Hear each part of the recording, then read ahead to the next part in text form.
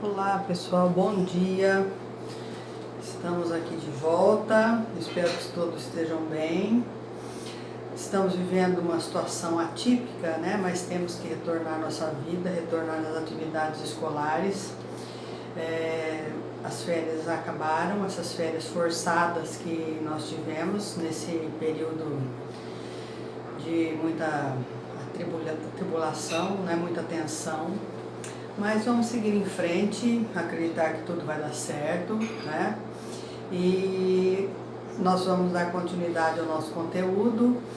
Vocês podem ficar tranquilos que quando a gente retornar nas aulas presenciais, o conteúdo vai ser revisado. As dúvidas elas podem ser sanadas pelo grupo. Sintam-se à vontade em estar questionando as dúvidas que vocês tiverem. Se não se sentirem à vontade de estar fazendo perguntas do grupo, apesar de que eu acho interessante que as perguntas surjam no grupo, porque é lá que nós vamos esclarecer, porque a dúvida sua pode ser a do teu amigo, que às vezes faz piadinha com a sua dúvida, mas ele também não sabe. Então, fiquem à vontade para fazer seus questionamentos, ok? Da forma que vocês se sentirem melhor, seja no grupo ou seja na via particular, certo? O que não podemos deixar é de ter essa troca de informações. Eu passo as informações para vocês e vocês me dão a devolutiva, certo? Nós vamos começar o nosso bate-papo aqui, a nossa aula, com o histórico celular, né? No caderno, no livro de vocês, tem lá na página 45, lá no ponto de partida, um questionamento, né? As células geralmente são microscópicas, são as unidades básicas da estrutura e função dos seres vivos. A existência da vida está marcada pela presença delas no organismo, pois é em seu interior que ocorrem as diversas funções vitais. Aí nós temos uma micrografia eletrônica, onde é possível identificar uma célula funcional do fígado. É uma célula chamada de hepatócito. Que características das células as tornam unidade fundamental da vida? Aí vocês vão pensar, volta lá a memória naquelas características que os seres vivos têm que ter para apresentar ou serem considerados como seres vivos. Aí vocês vão achar a resposta para esse questionamento aqui. É só para a gente já dando uma retomada e estar inserindo aí o novo conteúdo, certo? Podem ser identificadas variações entre a estrutura das células dos diferentes seres vivos? Claro, as células não são iguais. Nós sabemos que nós temos diferentes tipos e formatos de células de acordo com a função que elas realizam, né? Que variações seriam essas? Ele está questionando aí na pergunta. Então, essas variações, como eu acabei de dizer, elas vão ser de acordo com as funções que essas células realizam nos seres vivos. Antes da descoberta da microscopia, o mundo microscópico era um mundo totalmente desconhecido, né? Eu peguei só a síntese da apostila, lá do caderno de atividades, para a aula não ficar muito extensa. Aí depois vocês vão fazer a leitura do texto, do livro-texto. Tendo alguma dúvida, vocês vão me questionar, certo? Eu vou fazer o apanhado geral aqui de acordo com o resuminho que nós temos no caderno de atividade de vocês. Mas, voltando ao início aqui, eu disse que antes da microscopia, seja ela a microscopia óptica ou a microscopia eletrônica, esse mundo invisível era totalmente desconhecido, né? Com a descoberta do microscópio óptico, então o mundo invisível passou a ser visível. Em 1665, o Robert Hooke, ao estudar as propriedades da cortiça, a cortiça, para quem não sabe o que é, sabe aquela rolha de tampa de garrafa de champanhe, garrafa de vinho? Aquela rolha é cortiça. Cortiça é um tecido vegetal morto, certo? Eles retiram uma casca de uma determinada árvore. Lá em Portugal é muito comum o sobreiro, de onde se tira a cortiça, né? Para fazer as cortiças que não servem só como rolha, tem outras utilidades aí no mundo do artesanato, ela tem algumas aplicações, certo?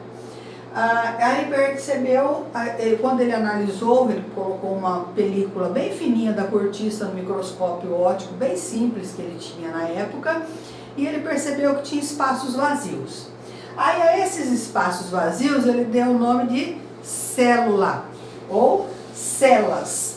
Célula é um compartimento, um espaço vazio. Essa denominação ficou, mas na verdade não seria uma denominação muito correta, porque a célula não é um espaço vazio. A célula é um espaço preenchido por fluidos, por nutrientes e também pelas organelas citoplasmáticas e pelo núcleo, certo? Aí mais tarde, em 1835, o Schleiden e Schwann propuseram a teoria celular. E o que eles propunham nessa teoria celular? Que as células, definem as células como unidades morfológicas é que tem forma, funcionais, que elas funcionam porque elas exercem funções, e fisiológicas. Fisiológica vai estar ligado ao funcionamento da célula. Aí então, primeiro o Robert Hooke descobre a célula, ou descobre que o tecido vegetal morto era composto por esses compartimentos, que ele denominou célula.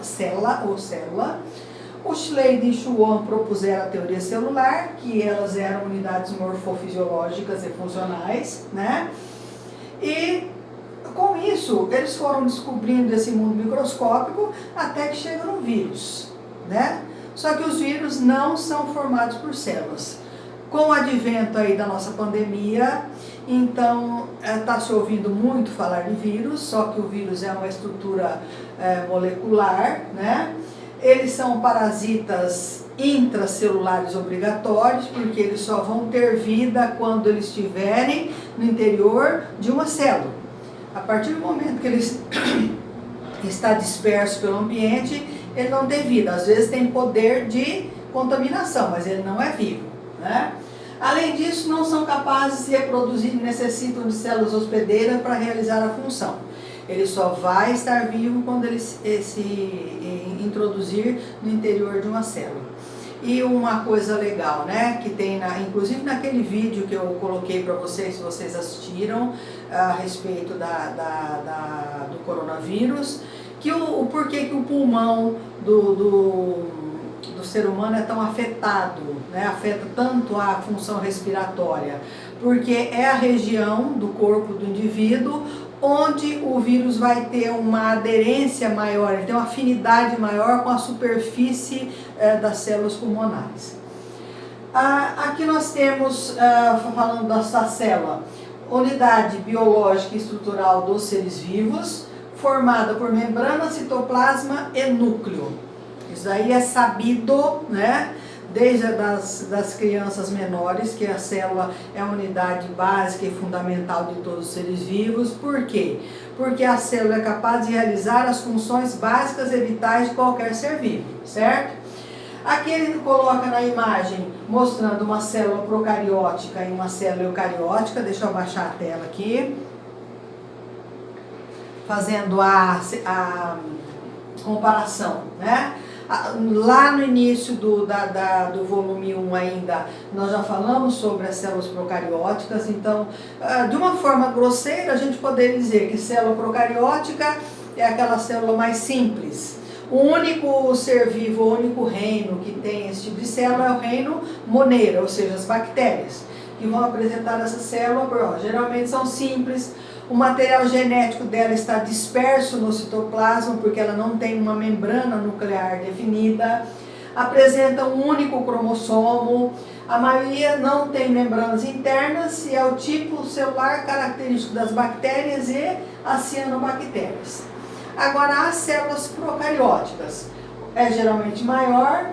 O material genético está envolto por uma membrana nuclear, então a membrana nuclear vai revestir o conteúdo e vai proteger esse conteúdo nuclear. Apresenta organelas membranosas e não membranosas, que depois, quando a gente for falar sobre as organelas, vamos estar diferenciando aí quais são membranosas e quais são não membranosas. É o tipo celular de plantas, animais, fungos e protistas. Protistas são os protozoários, que a gente só vê no terceiro ano do ensino médio, que é o reino protista, onde tem alguns protozoários que são de vida livre e outros são parasitas. Agora descendo.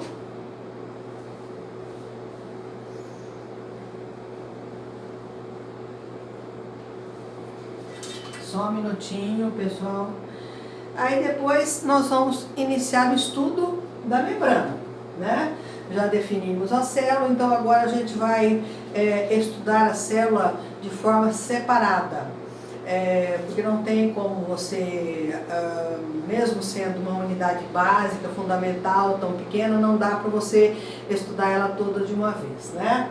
Então, por isso, por uma questão pedagógica, as apostilas dos livros trazem esse estudo da célula de forma separada. Então, nesse volume, a gente só vai se ater à membrana. Depois do volume 2, já começamos a falar sobre as organelas citoplasmáticas e o núcleo, certo? As membranas celulares. Então, aqui nós temos quais seriam a composição da membrana. São estruturas dinâmicas, porque elas participam de diversas funções na célula.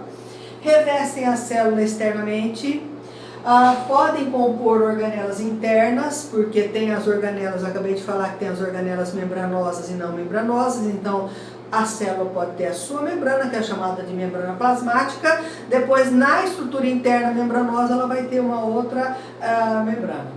Apresenta composição lipoproteica. O que isso quer dizer? Que elas apresentam lipídios, que são gorduras, e proteínas na sua constituição.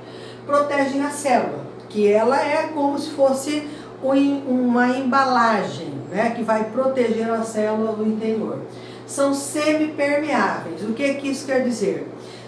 Ela permite a passagem de algumas substâncias e de outras não. Aquelas substâncias que não forem interessantes para a célula não vão conseguir atravessar. Então ela tem essa capacidade de serem semipermeáveis. Aqui nós temos na imagem o modelo que é chamado de mosaico fluido, né? Esse mosaico fluido, a membrana celular, ela vai ter proteínas. Então nós temos como se ela fosse, a estrutura da membrana celular fosse um sanduíche, né? Tem a parte externa da membrana e a parte interna. E no meio é preenchido por camadas que vão se separar de acordo com a grossura ou a capacidade de permeabilidade da membrana ou não. Esse tipo de imagem, né, é claro que isso aí é um desenho, né, mas a membrana plasmática ela só vai poder ser visualizada através da microscopia eletrônica. O microscópio óptico ele só vê a delimitação de uma célula para outra, mas você não consegue, não dá para visualizar as particularidades da membrana. Aí nós temos lá grupos de glicoproteínas, que seria a glicose ligada à proteína, a proteína periférica, depois a proteína integral, essa superfície extracelular da membrana e a superfície intracelular, certo? Então, a estrutura da membrana celular, basicamente, é essa estrutura. Descendo a tela. De forma assim, simplificada. Então, como a membrana celular ela tem que transportar materiais, existem formas diferentes de fazer esse transporte. Então, a membrana vai transportar por transporte, que é chamado de transporte passivo, transporte ativo e transporte em massa. Através do transporte passivo, as substâncias vão entrar praticamente de forma espontânea. Vamos lembrar do oxigênio entrando na célula. Se a célula estiver precisando de oxigênio, ele vai entrar espontaneamente. Como a gente respira continuamente, então esse é um processo que acontece de forma natural, né? Então é chamado de transporte passivo. Pode ser através da difusão simples, difusão facilitada pela osmose, e uma coisa muito interessante de se observar. para que aconteça esse processo, não vai ter o consumo de energia. Então, a célula não gasta energia para fazer esse tipo de transporte. Então, você não gasta energia para transportar, por exemplo, o oxigênio através da célula. Aí, depois nós temos o transporte ativo, passar de uma substância contra o gradiente de concentração. Então, o que é contra o gradiente de concentração? É onde tem uma determinada substância concentrada ali naquela região. Se a substância tem que entrar contra esse gradiente de concentração, então ele vai gastar energia, vai ter consumo de energia. Lá na apostila de vocês tem o texto falando sobre a bomba de sódio e potássio. O sódio e potássio, nós já vimos a função deles, eles são extremamente importantes para esse equilíbrio de substâncias no interior da célula, né? Então, para que haja a entrada do sódio e a saída do potássio e vice-versa, vai ter gasto de energia pela célula. Depois aqui nós temos o transporte em massa, que é a passagem de macromoléculas ou moléculas grandes que vão ter que atravessar a membrana. Para fazer essa travessia da membrana, então nós temos aquilo que se chama de endocitose. A endocitose é o englobamento de partículas que vai acontecer de duas formas. Através da fagocitose, que de uma forma simples seria o ato da célula comer. Então a célula vai englobar partículas. O exemplo mais simples que a gente fala sobre a fagocitose no nosso organismo é quando a célula, os glóbulos brancos, eles vão englobar partículas que são estranhas ao organismo, né? Então, um micro-organismo, um vírus, uma bactéria, ele é um elemento estranho. Então, qual que é o comportamento dos glóbulos brancos quando estão na presença de um objeto estranho? Eles vão tentar defender a célula. Então, para isso, eles vão englobar. Eles vão englobar, vão criar uma vesícula em volta dessa partícula englobada, e essa partícula vai ser digerida ou destruída. Depois do processo todo feito lá no interior da célula, ela vai eliminar por um processo chamado exocitose ou plasmocitose, que seria o fato da célula eliminar aquilo que não serve mais para ela. Para que isso aconteça, também vai ter consumo de energia. Então, o único tipo de transporte que não tem consumo de energia é o transporte passivo. O transporte ativo e o transporte em massa, ele vai ter consumo de energia, certo? Faltou falar da pinocitose. A pinocitose é o ato da célula englobar partículas líquidas.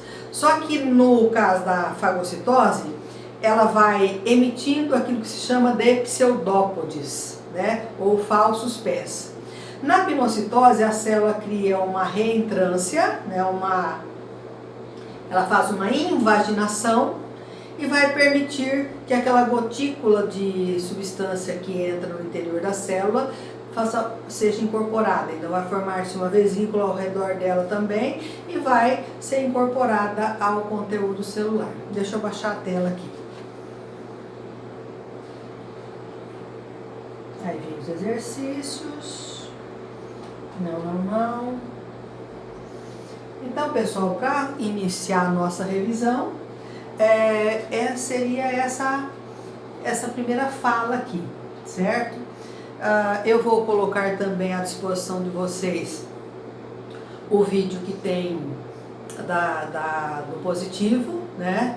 Eles têm dado um suporte para os professores da rede. E qualquer dúvida eu estou à disposição. Na semana que vem depois eu passo os exercícios que vocês deverão estar fazendo. E lembrem-se que eu estou aqui para suprir qualquer problema que vocês tenham, qualquer dúvida, eu estou à disposição, certo? Não tenham vergonha. Nós temos recebido a orientação de que é para atendê-los em horário de aula.